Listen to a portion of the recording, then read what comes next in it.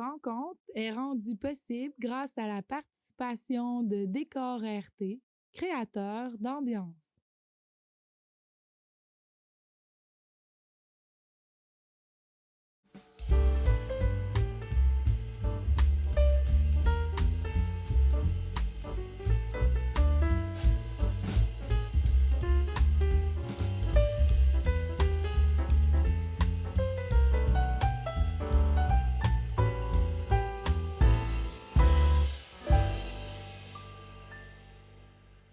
Bonjour et bienvenue à notre dernière rencontre pour 2023.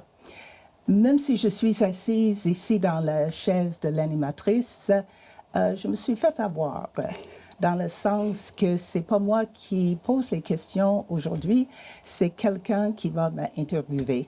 Donc, je laisse le contrôle pour cette émission et je la passe à l'animatrice d'un jour, Elima Diabong.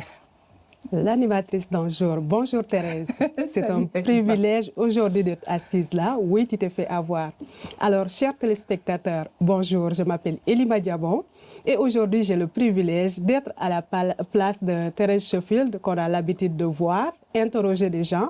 Mais aujourd'hui, on va en apprendre davantage sur qui elle est. Qui est Thérèse Schofield? Je me tourne vers toi Thérèse. Qui est Thérèse Schofield? Qui est Thérèse Schofield?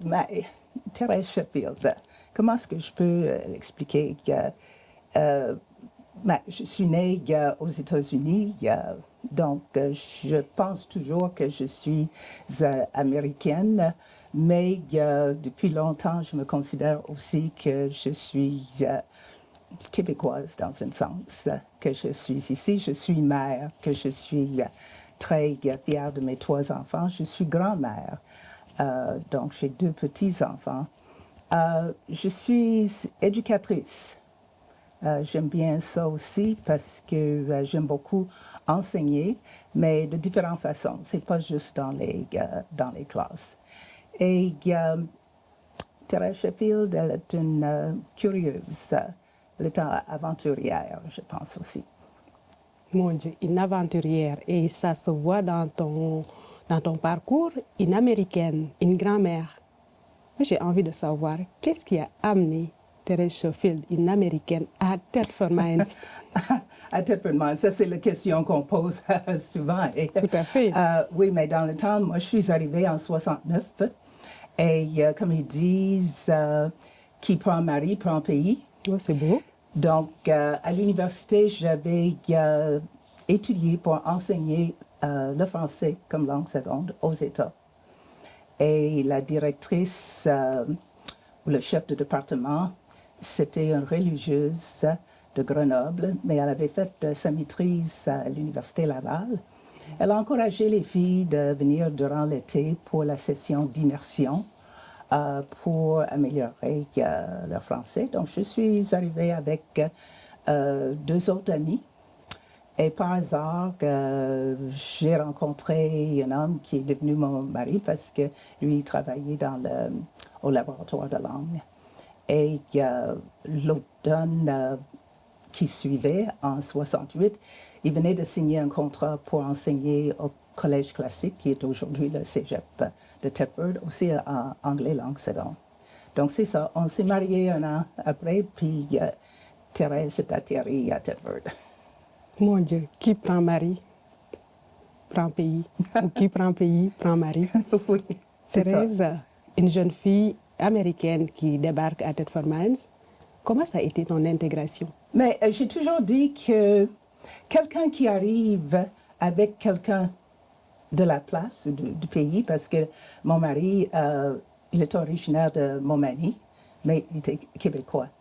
Donc, c'est toujours une chance, ça facilite les choses, parce que lui, il comprenait la culture, il comprenait comment les choses fonctionnaient, et lui, il m'avait trouvé un emploi avant que j'arrive, qui était excellent. Donc, j'avais quelque chose, j'ai enseigné à la polyvalente 1 année. Mais ça fait toute une différence que quand quelqu'un arrive toute seule et il n'y a aucune idée, c'est quoi, comment ça fonctionne. Cette année, il y a les invités étaient Dieudonné, puis il a expliqué que même l'argent, il ne savait pas c'était quoi l'argent. Il y a toutes sortes de choses. C'est pas juste, souvent on parle de température qui est différente l'hiver, mais il y a, à Kansas City, moi je savais c'était quoi la neige, mais ça dure à peu près un mois et demi. Mais je dis souvent que peu importe, si on arrive à un autre endroit, ce n'est pas un sens unique. C'est une voie, deux voies. Mm-hmm. Donc, on espère que les gens de la place vont être accueillants, mais c'est aussi notre responsabilité de s'intégrer et de participer et de trouver les façons de devenir une partie de la culture. Alors, notre responsabilité de s'intégrer, d'aller vers les gens, j'en sais quelque chose parce que moi aussi, j'ai eu un parcours, je suis arrivée au Québec, il a fallu que j'aille vers les gens pour m'intégrer. Exact. Puis je me souviens, l'entrevue qu'on avait faite, tu avais parlé de ça, puis j'ai pensé, mon Dieu, c'était exactement la même chose pour moi parce que c'est sûr qu'il y avait un accent qui était différent, donc il fallait s'adapter, mais j'ai suivi des cours de couture. Il y avait un cours, je me souviens très bien, de décoration intérieure. On n'avait absolument rien à décorer. On ne pouvait même pas changer les meubles de place. Mais c'était le fait de rencontrer d'autres personnes dans un autre environnement, puis de connaître comment ça fonctionne, des choses. Alors, moi, je suis complètement séduite parce que c'est un beau parcours. Et au début de ton introduction, tu nous parlais de l'enseignement. Tu as enseigné au cégep. Oui. J'ai commencé, comme je dis, à la polyvalente. Dans le temps, c'était Albert Carrier. J'ai enseigné 1 an. Après ça, on a commencé la famille. J'ai eu 2 enfants. Et au bon moment, le timing était excellent. Il y avait une ouverture dans le département d'anglais, dans le département où mon mari enseignait. Et j'ai appliqué. Et merci. J'étais acceptée. Donc, j'étais très contente. J'ai rencontré quelqu'un il y a quelques mois. Il a dit bonjour, ça va, et tout ça. J'étais sur le piste cyclable. Puis il a dit, tu sais que je ne savais pas que tu parlais français parce que je ne parlais jamais dans le cours. Puis il y en a plusieurs qui pensaient que c'était juste anglais. Ils ont appris après que je connaissais une belle façon.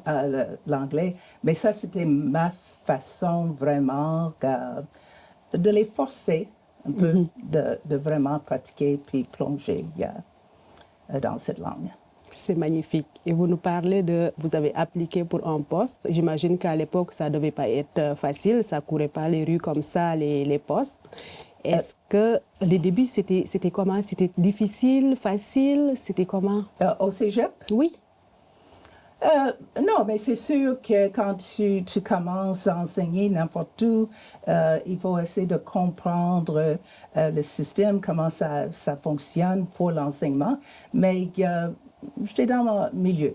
Une fois quand je rentre dans une classe, je suis à l'aise. Je m'adapte, je porte attention à chaque groupe.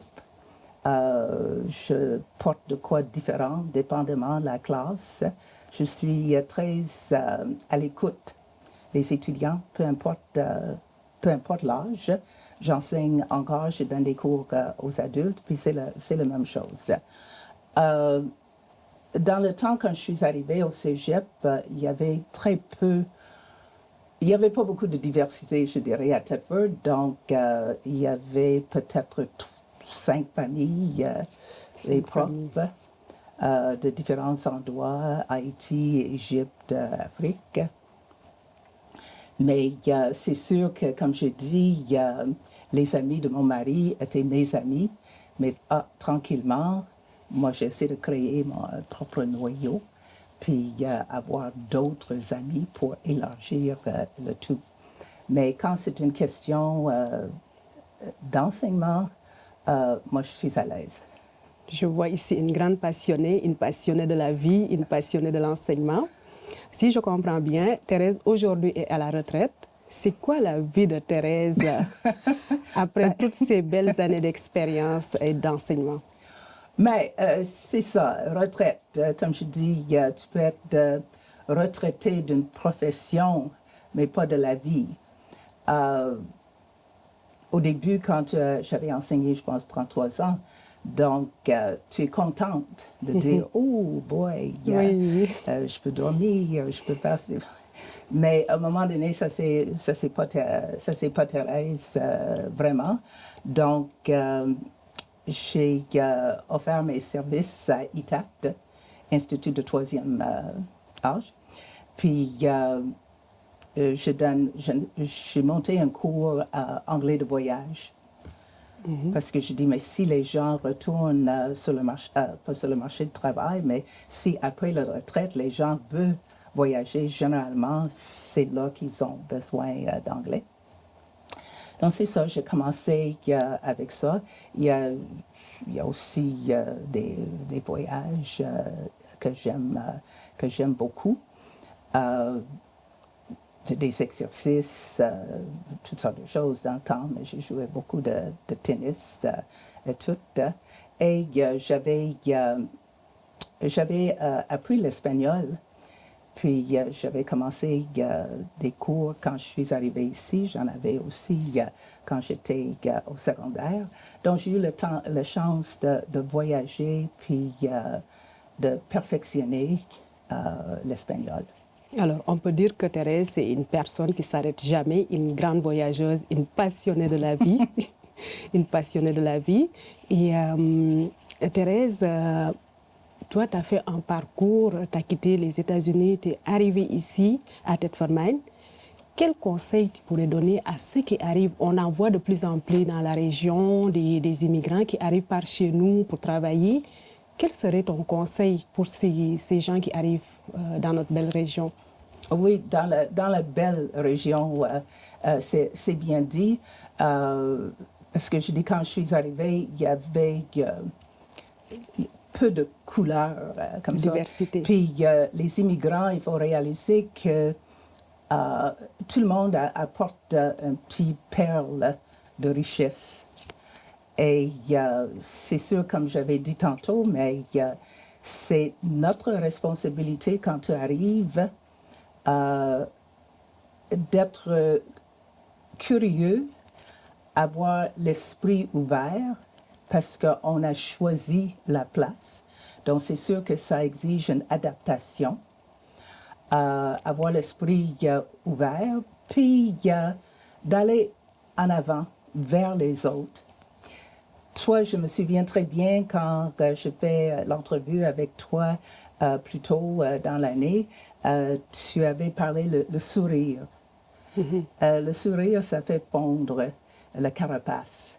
Et donc, peu importe si tu rentres dans une épicerie, des fois je suis sur le piste cyclable, mais un sourire, oups, ça comme encourage les gens, un autre sourire. Et de ça, mais des fois une conversation débute. Donc moi, là, pour les gens, chaque personne a de quoi offrir. Donc, trouve la place où toi, ta voix peut être entendue. Et tranquillement, il y a toujours quelqu'un sur ta route. Les portes s'ouvrent, puis il y a juste avoir le désir, le goût et l'esprit ouvert. Elle l'a bien dit, s'adapter. Le sourire, c'est la barrière qui fait tomber toutes. Donc, des conversations, ça arrive avec le sourire. Moi, j'ai envie de poser une autre question. Malgré ce beau parcours, malgré cette Thérèse qui s'est bien intégrée, il y a eu des défis quand même. Il y a eu des défis. Tu t'es cogné à des défis. Il y a toujours des défis si ce n'est pas professionnel et personnel. Donc, il faut... il y a des choses qui peuvent arriver, mais j'ai appris avec le temps, c'est la façon que tu réagis. Et je réagis pas toujours avec grâce et tout ça, mais avec le temps, je comprends très, très bien. Mais quand il y a les moments difficiles, c'est la chance de grandir. Et ça, je comprends très bien aujourd'hui qu'il y a une raison. Et avec ça, mais soit tu peux rester toujours en train de mijoter le passé et tout ça, ou tu peux prendre ça comme une roche, une pierre, un trampolin pour aller plus loin. Et c'est ça que j'essaie de faire aujourd'hui avec la vie, de regarder en avant, parce que j'ai lu il n'y a pas longtemps, si on regarde toujours dans le rétroviseur, c'est pas bien. On n'avance pas, puis on va avoir plus d'accidents. Voilà. Et juste pour dire que cette émission est arrivée à un bon moment dans ma vie, quand peut-être j'avais perdu confiance et tout ça, mais j'avais présenté une idée à une bonne connaissance, une Pierre Sévigny, qu'en revenant d'un voyage, j'avais pensé que ce serait bien de peut-être avoir une assemblée publique. Ça, c'était l'idée que moi j'avais eue. Une assemblée publique, vu que j'avais travaillé au Cégep, j'avais pensé que ça peut être là. En anglais, avant les élections, ils parlent de a town hall meeting. Donc, pour avoir un échange entre les résidents, les nouveaux arrivés, les immigrants, pour ouvrir. C'est jamais développé, mais d'une chose à l'autre, j'ai fini avec cette émission. Tout à fait, c'est justement là où je voulais en venir. C'était ma prochaine question. Thérèse qui a enseigné, et tout d'un coup, on la voit dans une émission. Explique-nous comment tu as atterri à l'émission Rencontre. Mais c'est ça, c'était définitivement pas moi, je ne cherchais pas ça du tout, mais c'est bien tombé. Donc, quand c'était présenté, il y a Karine Soares qui, dans le temps, était en charge de télévision communautaire. Elle avait l'émission Rencontre. Et elle voulait laisser. Et c'est ça, c'est arrivé comme ça. Puis quand j'ai analysé, j'ai dit, ça va être un défi, mais je pense que c'est un défi que je peux relever avec le temps. Donc, j'ai accepté. Pour moi, c'est beaucoup de préparation. Je rencontre les invités avant, mais mon Dieu, quelle richesse! Quelle richesse! C'est moi le gagnant parce que je rencontre les gens que je n'aurais jamais rencontrés autrement. Je veux dire que je rencontre des gens de partout. Et l'émission, ce n'est pas juste Thetford, mais ça touche la MRC des Appalaches. Donc, il y a des gens qui viennent un peu de partout dans les MRC des Appalaches. Et j'essaie aussi, évidemment, d'avoir des immigrants parfois, les plus jeunes aussi, pour donner une chance que le public connaît, pas juste les noms bien connus, mais bien d'autres personnes qui ont une richesse et qui veulent apporter de quoi pour la région. Justement, une belle richesse, une richesse d'aller rencontrer des gens, de s'asseoir avec eux, de les écouter. J'imagine que c'est extraordinaire. Ça apporte beaucoup à la personne qu'il fait et ça apporte aussi à la personne que tu rencontres. Qu'est-ce que tu as appris de toutes ces rencontres, ces belles rencontres que tu as eues jusque-là? Jusqu'à maintenant, on est chacun un morceau d'un grand casse-tête. On a chacun un rôle à jouer. Puis, avec l'ouverture, c'est sûr que parfois les morceaux changent de place, mais il faut jamais rester fermé, jamais.